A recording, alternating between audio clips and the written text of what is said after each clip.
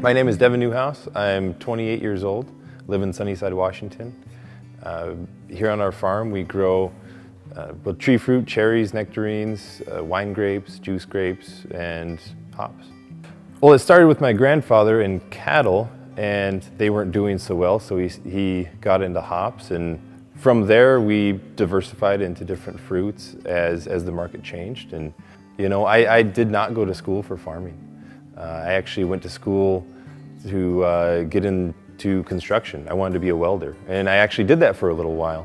And based on what I knew about growing up here and having to work almost every day, I mean, I was a kid, and then coming back, I was able to apply all of that knowledge and just really pay attention, ask questions, you know, keep my eyes and ears open, and never think I know it all. My primary job, I never have an answer for that because it's different every day. You know, it's anything from, it's summertime now, so I'm doing a lot of spray management, trying to get people in line every day for that. Field work, I help guide people in the field.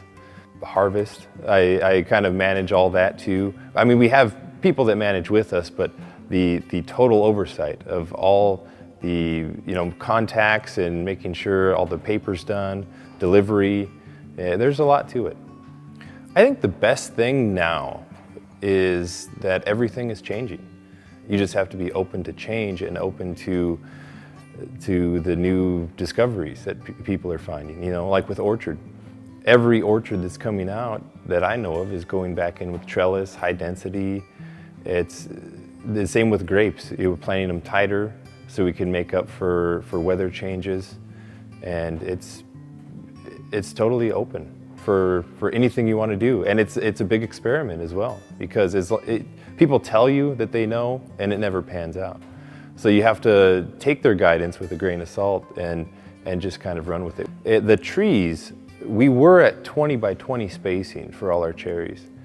And that's shrunk significantly to where you have to have a trellis system to support the trees. And it's interesting, it's the opposite for the hops.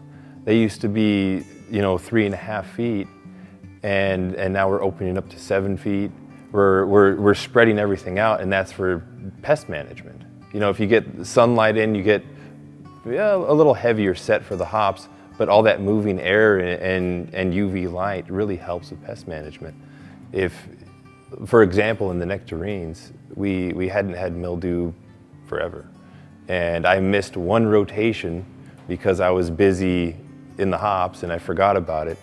And this is the 3rd year, and we're barely going to clean up the mildew by next year, I hope. So and that's just one spray rotation. So I mean, that really can get you.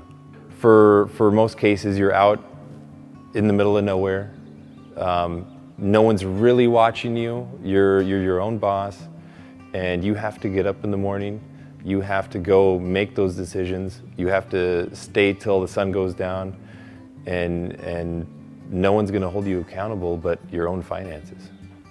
I would say, if I had any advice for the business end, you know, someone wanting to try to tackle that, if you solely focus on that, you'll find that your whole day can be consumed 7 days a week, and you will never enter the field.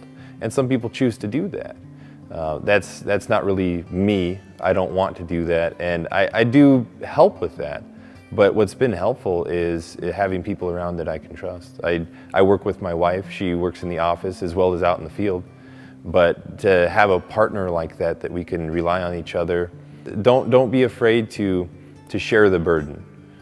If somebody new to farming or someone who wanted to reintroduce themselves to farming were to ask me, I would say just stick with it. You know, it gets easier, it gets more rewarding.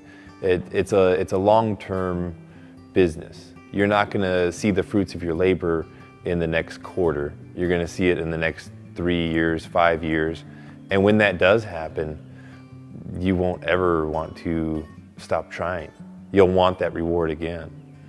And the year goes by fast when you measure it in seasons, so be ready for that.